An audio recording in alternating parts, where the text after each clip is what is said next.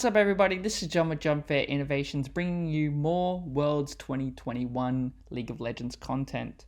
And today I am going to try and show you my top 10 for top laners at Worlds this split. Now, top lane is a role that is very close to my heart, as that is the role that I play when I'm playing on solo queue. So I'm always so interested in the top laners, and I love watching them. I think it is probably my most favorite role to watch. So this is my top 10. If a player has been omitted from this list, I'm not saying that they're bad. I'm not saying that they're not good. I simply just don't think that they're in the top 10 compared to these other players. Could be wrong, and let me know in the comments how you would have it differently, because this is purely opinion based. And I'm not pretending to be some sort of expert. This is just my silver trash opinions, because I absolutely love watching the Pro League, and I love watching LPL, LCK, LEC, NA, PCS. I love watching it all. So yeah, absolutely purely my own opinions. Let me know in the comments what you think. So at number 10 is going to be Hanabi of PSG. I think Hanabi is a very underrated player. I think he is really good and definitely deserves to be in the top 10.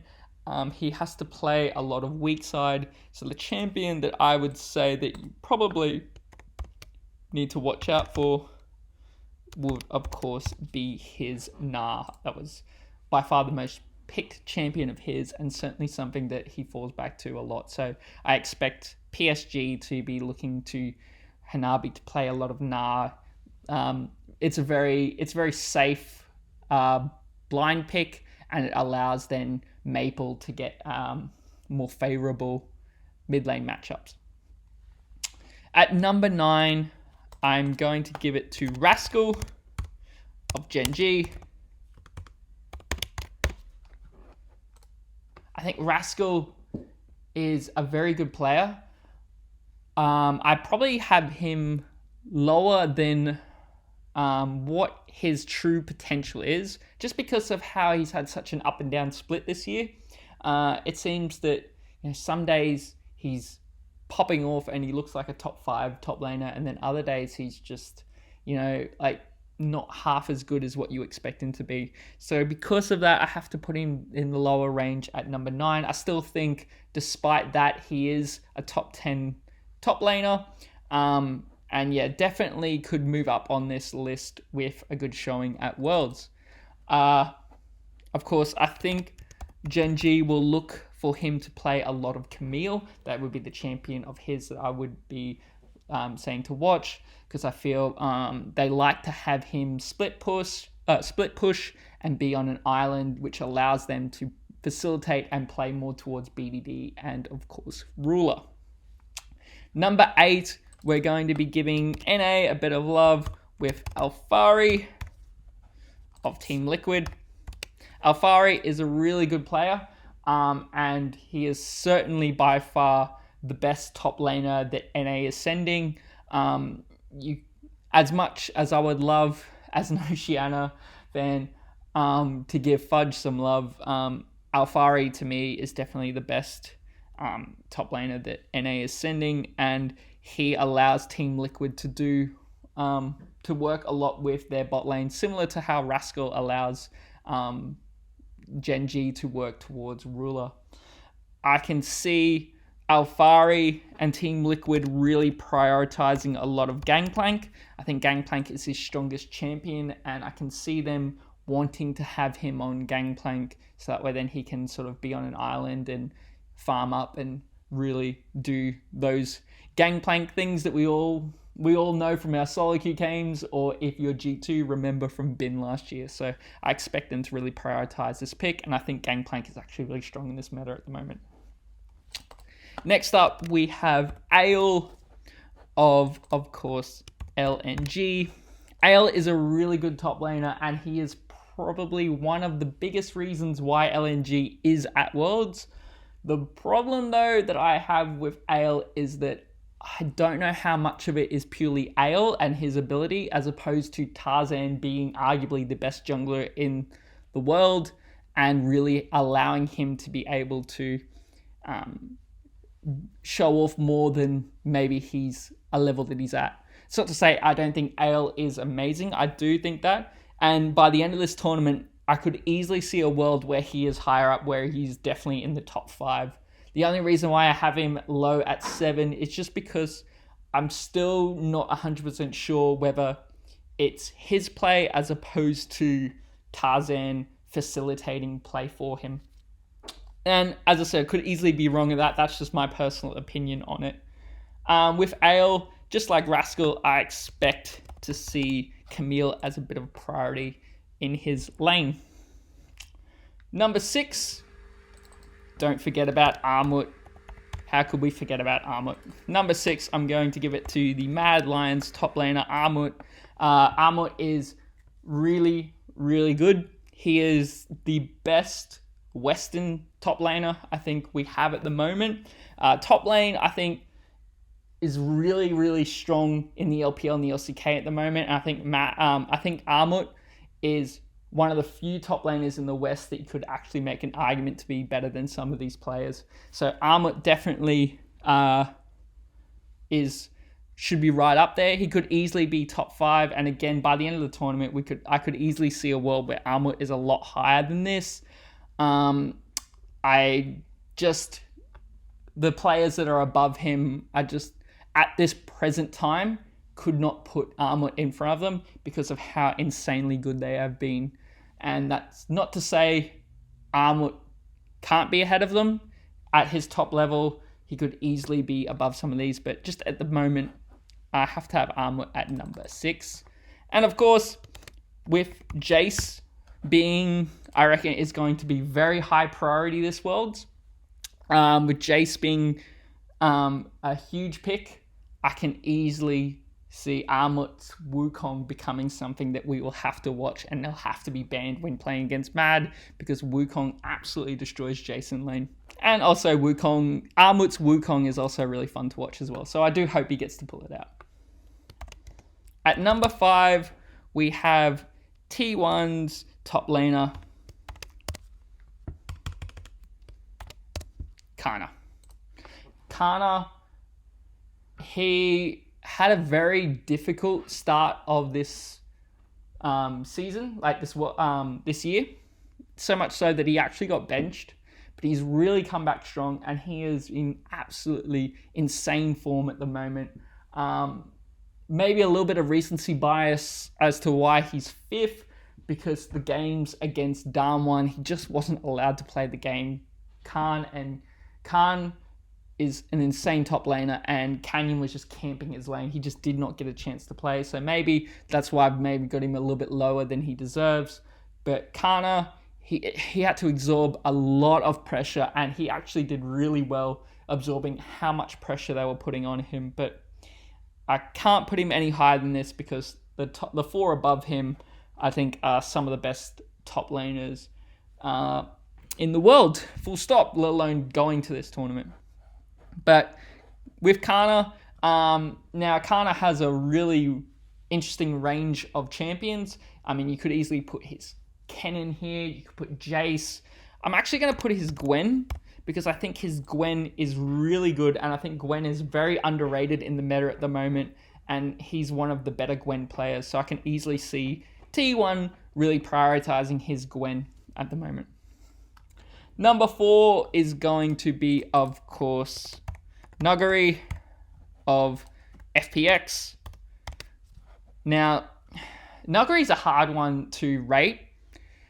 Nuguri at peak form, you would probably have him at number 1. Nuguri at the lower end of it, you might not even have him in the top 10. He has been such a roller coaster this year. He's reverted a bit back to his coin flippy lane, 0-2 power spike Nuguri, as opposed to the consistent lane bully dominant top laner that he was last year. And so some people have lost as much faith in Nuguri. I still think he's definitely top 5, but at the moment I can't have him any higher just because of the inconsistency. That's not to say that can't change though. You can easily see a world where Nuguri pops off, champions like Jace, as I said, are going to be priority. Gwen, Kennen, Aurelia, Gangplank, these are all his champion pools. So there is a world where Nuguri absolutely gutter stomps worlds. I think when you're talking about Nuguri, like, you could talk about a Jace, you could talk about some of these other picks, but it has to be his Kennen. He is probably the best Kennen on the planet. Nuguri, you could make the argument that he is the best team fighting top laner on the planet, and his Kennen is the stuff of nightmares. So that's definitely the champion you've got to watch when playing against Nuguri, and I believe Kennen is going to be very strong this world. Number 3, we have Flandre of course, EDG.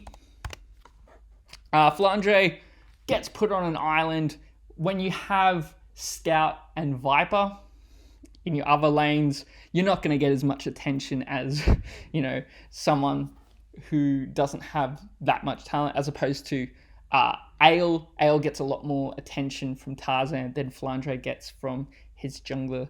So definitely Flandre, probably the strongest weak side top laner we will see at Worlds. Weak side is such... It feels like such a loaded word. I don't mean it in a negative sense. I just mean it in the sense of is that his team doesn't really play for him as opposed to their other win conditions. So they expect him to sort of be self-sufficient and play on an island. And Flandre is so good at that. And then it allows, of course, Viper to pop off and allows Scout to pop off. So definitely very important for his team. Again, I think Gwen is going to be a big one for him. I remember seeing a few games of his Gwen, and they were absolutely insane. And I can really see a world where EDG prioritizes his Gwen, especially if they're in the same group as T1. That Gwen, when they're playing against each other, could be high priority and might just be banned before it gets beyond a point that you can actually pick it. So I think Gwen is going to be big priority between those two teams. Next up, number 2, we have the legend himself, such an underrated player. We, of course, have Khan.